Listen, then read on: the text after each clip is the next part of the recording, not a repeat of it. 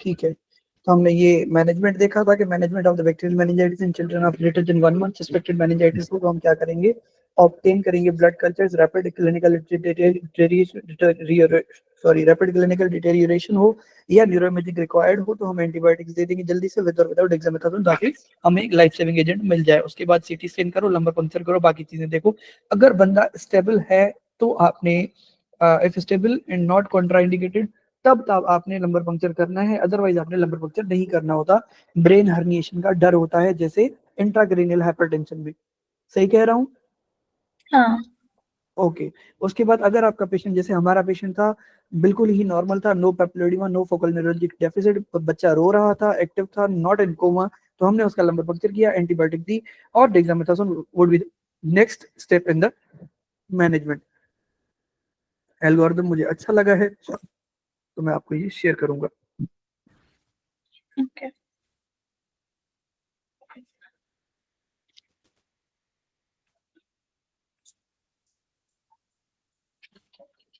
ये क्या मजा आ गया आपका हमारे साथ। वेब डॉट व्हाट्सएप वेब क्यों नहीं खुल रहा है? यहाँ पे खुल जाएगा। ओके ठीक है, हम आगे बढ़ते हैं, जब तक फिर मैं आपको शेयर करता हूँ। Okay. This infant irritability, fever and bulging fontanelles are concerning for bacterial meningitis. इस बच्चे की irritability, fever और bulging fontanelles are the three things। जैसे हमारे adult में होता है फोटोफोबिया, हेडेक और फोटोफोबिया ये तो इंडिपेंडेंट हाइपरटेंशन का फीचर, फोटोफोबिया, हेडेक एंड हाँ, what is the other thing I forget. Photophobia, headache और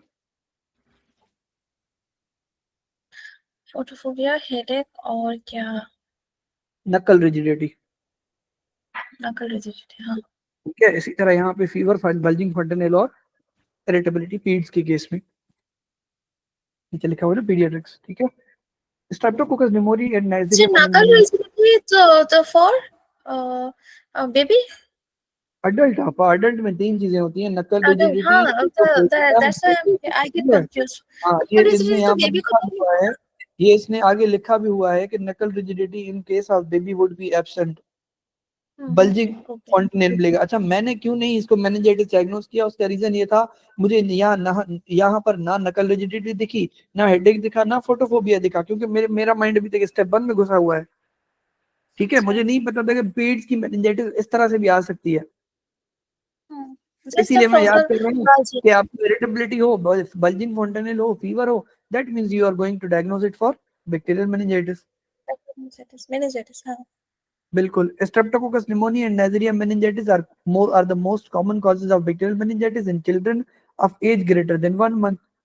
In contrast to older children who typically have classic signs of increased intracranial pressure that are headache, vomiting, altered mental status, infant may have non-specific fever, lethargy, poor feeding, and inconsolableness, कि आप उनको console नहीं कर पाते और रोने से। A bulging fontanelle may be present on examination, but the meningeal signs, जैसे nugget rigidity are often absent.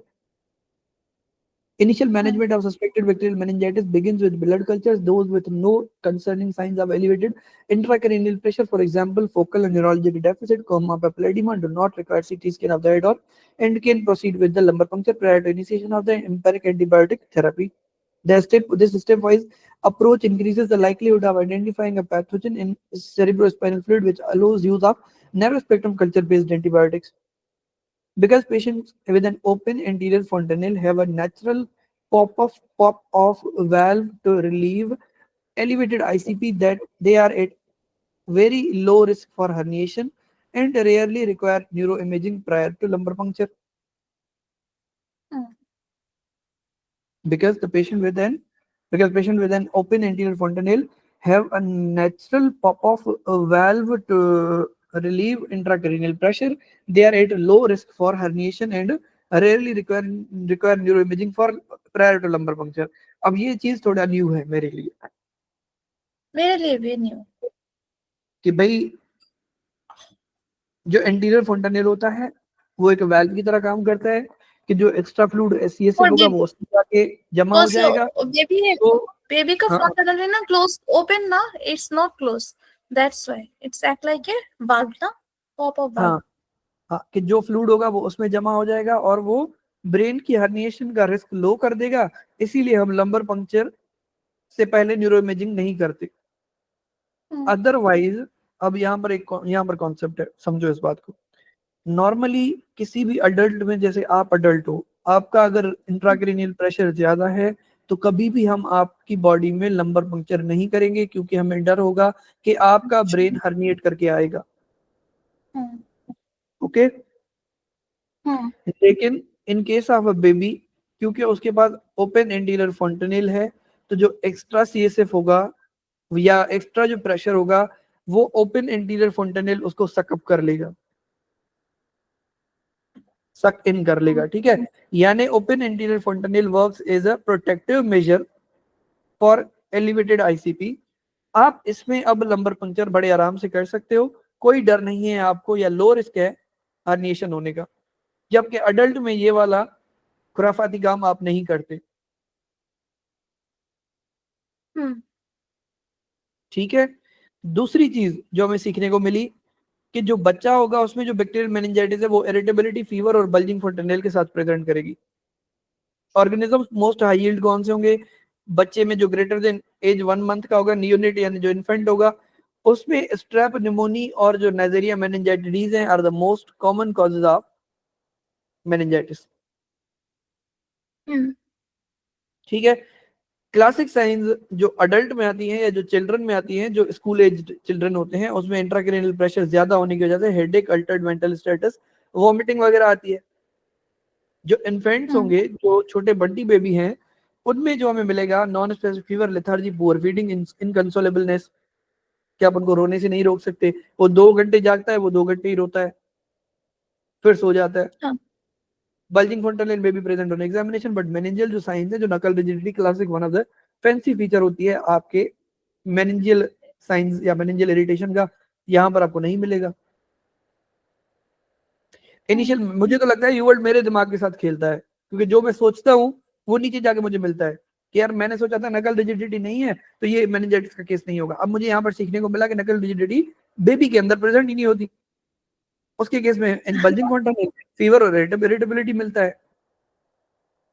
Initial management क्या होगी कि आप सस्पेक्टेड जो बैक्टीरियल मेनिंजाइटिस है उसमें आप क्या करोगे? ब्लड कल्चर करोगे सबसे पहले। इजी है, ब्लड ले लो किसी भी वेन से, कल्चर करवा दो। अगर उनको कोई ब्लड भी फोकल कल्चर। डेफिसिट, हाँ पा blood culture, initial management of suspected bacterial meningitis will start with blood culture. ये यहाँ पर तुम करके आई हो, सस्पेक्टेड मेनिंजाइटिस के बाद other blood culture, obtain blood culture. अच्छा। हाँ। ओके। अगर ब्लड कल्चर करने के बाद भी तुम्हें ये लग रहा है कि तुम्हारा जो बेबी है वो फोकल न्यूरोलॉजिक डेफिसिट्स में आ रहा है, उसको पैरालिसिस हो रहा है, कोमा हो रहा है, पेपिलर एडिमा तुम्हें एग्जामिनेशन पे मिलती है, तो तुम्हें करना पड़ेगा सीटी स्कैन। लेकिन अगर ये चीजें नहीं मिल रही, no concerning sign, do not require to obtain a CT, सिर्फ आप लंबर पंक्चर करोगे even prior to initiation of empiric antibiotic therapy. ठीक है। ये जो स्टेप वाइज अप्रोच है, ये तुम्हें अल्टीमेटली लंबर पंक्चर से तुम्हें क्या होगा कि तुम्हें ऑर्गेनिज्म का पता चलेगा, तो तुम नैरो स्पेक्ट्रम डायरेक्टली जो एंटीबायोटिक काम करता होगा वो हिट करोगी, क्योंकि बेबी है, इस पे हमें एक्सपेरिमेंट्स नहीं करने कि तुमने इसको जो आया, जैसे अडल्ट को जो जैसे ही आएगा हॉस्पिटल में तुम उसको कोई भी ब्रॉड स्पेक्ट्रम एंटीबायोटिक लगा देती हो। जैसे फॉर सपोज अगर रोड ट्रैफिक एक्सीडेंट वाला आता है, सेलुलाइटिस का डर होता है, तो एमोक्सिसिलिन, एम्पिसिलिन, ये जो है हमारा एम्पिसिलिन, ऑगमेंटिन, वो ड्रिप में हम जो है उसको डोजेस लगाते रहते हैं, ये सेफ्ट्राक्सोन भी लगाते हैं सम टाइम, मतलब डिपेंड करता है अकॉर्डिंग टू द सिचुएशन लगाते हैं। इस बेबी में तुम ये चीज नहीं हरकत नहीं करने वाली। You need to narrow down the options. In contrast, children with closed fontanelle who have concerning signs of elevated ICP or rapid deterioration in neurologic mental status require neuroimaging prior to LP.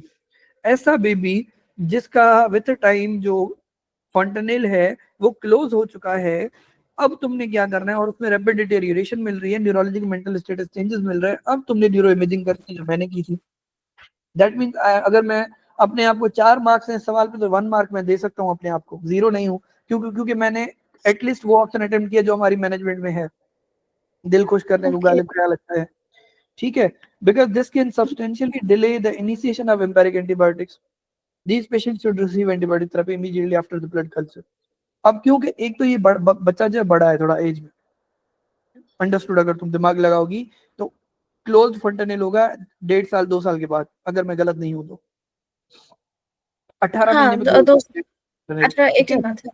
हाँ, true. 18 months में मैंने अपनी बीएड्स की book में पढ़ा था बचपन में, मतलब एमबीबीएस टाइम पे, ठीक है। तो कहने का मकसद क्या हुआ कि अगर 18 मंथ के बाद वाला बेबी आएगा, एक तो तुम उस पर एक्सपेरिमेंट कर सकती हो थोड़ा बहुत, चलो एक्सपेरिमेंट नहीं भी कर सकती, सिंपल ये है कि जब तक तुम न्यूरो इमेजिंग करवाओ, जब तक तुम्हारी चीजें सेट हो, तब तक तुमने क्या करना है, एम्पेरिक एंटीबायोटिक लगा देना। Empiric antibiotic therapy typically consist of third generation cephalosporin, अभी मैंने तुम्हें बोला कि सेफ्ट्राक्सोन भी लगाते हैं depending on the case. Here is the case कि तुमने थर्ड जनरेशन सेफालोस्पोरिन लगाना, सेफ्ट्राक्सोन, सेफोटेक्सिन, which are effective against most strains of strep pneumo and Neisseria meningitis, and vancomycin which counters strains of strep pneumo resistant to cephalosporin। तो तीन चीजें तुमने, दो चीजें तुमने लगानी है, सेफ्ट्राक्सोन या सेफोटेक्सिन में से कोई एक, उसके साथ वेंको। Bacterial meningitis in infants can present with fever, lethargy, inconsolableness, poor feeding, bulging fontanelle। अब आगे के बाद, आज के बाद मरने तक मुझे ये याद रखना है कि भाई अगर बेबी की meningitis होगी तो वो इस तरह प्रेजेंट करेगी। In an infant at low risk for herniation due to an open fontanelle, CT scan of the head is not typically required and a lumbar puncture should be performed prior to antibiotic therapy। अच्छा, तो the summary is the child meningitis present with fever, lethargy, inconsolableness, poor feeding, and bulging frontanally. We don't have to remember so many things, just fever and bulging frontanally and irritable child. And if a child come with this, we have to do the lumbar puncture. And if there is any kind of focal neurological deficit, like papilledema and papilledema and other sign, what are those? Papilledema and other are what? There is किस some चीज में? sign, na? Neurologic deficits, Neurologic deficit, papilledema, कोमा। neurologic deficit. Then we have to do the CT scan first, and after बिल्कुल that, then we have to give antibiotic first, and after that CT scan. बिल्कुल And for सेफ्ट्राक्सोन, lumbar puncture, सेफोटेक्सिन, we will do हाँ lumbar puncture सेफ्ट्राक्सोन, and सेफोटेक्सिन, after वेंको। lumbar, सही ceftriaxone है। and Vanco. Hmm And also dexamethasone. हम्म, ठीक है। Okay. मुझे पता नहीं है, मैं श्योर नहीं हूँ इस चीज पे, लेकिन सीटी स्कैन से आईसीपी का पता चलता है ना कि कितना चल रहा है अपना इंट्रासेरिब्रल प्रेशर, मेजर कर No, सकते हैं no, हम? no, नहीं, no, no. तो We सीटी पे क्या just देखेंगे, सीटी पे क्या देखेंगे, स्पेस ऑक्यूपाइंग CT रीजन पे क्या देखेंगे? no, CT पे the brain inflammation, सीटी पे देखेंगे meningitis. ब्रेन। Encephalitis हुई और नहीं हुई, और and the meningitis, we okay, we can मतलब see this. क्योंकि नॉर्मली तो मेनिंजीज का इन्फ्लेमेशन है तो कोई मसला नहीं होगा, लेकिन अगर ब्रेन पेरिन्काइमा का हो गया तो हमें फोकल न्यूरोलॉजिक डेफिसिट तभी मिल रहे हैं, हम्म हम्म कॉर्टेक्स इन्वॉल्व हो रहा है। हाँ, तो ब्रेन इन्फ्लामेशन देखने के लिए, एनकेफेलाइटिस हुई और नहीं हुई वो देखने के लिए CT scan. Good, nice, good. Option B in children, dexamethasone given before with or with antibiotic reduces the risk of sensory neuronal hearing loss in Haemophilus influenza type B meningitis. This is also new for me. कि DEXA हम इसलिए use कर रहे हैं corticosteroid कि हमें बच्चे को सेंसरी न्यूरनल हियरिंग लॉस होने से बचाना है। In adults dexamethasone reduces morbidity and mortality in strep pneumo meningitis. इतना तो मुझे पता है कि dexamethasone corticosteroid as a life saving agent use होता है। However, LP should be performed before administration of dexamethasone or antibiotics when possible. Good, कि LP पहले ही कर लो, बाद में एंटीबायोटिक और डेक्सामेथासोन दे दो। एंड डेक्सामेथासोन आपके हिसाब, जैसे आपने बोला कि ब्रेन इन्फ्लेमेशन, तो डेक्सामेथासोन क्या करेगा, इन्फ्लेमेशन को कम करेगा ताकि ब्रेन का डैमेज ना हो। Mannitol is an osmotic diuretic used to decrease ICP in patients with impending brain herniation, often due to trauma। ऐसा पेशेंट जिसमें हमें ट्रॉमा हुआ हो और हमें डर हो कि अभी ब्रेन हर्निएशन होने ही वाला है, मैनिटोल लगा दो। This patient is awake and stable with open fontanelle making brain herniation unlikely। If we see any large stroke, no, the MCA stroke, then usually we give this mannitol because large stroke usually cause brain herniation. Good,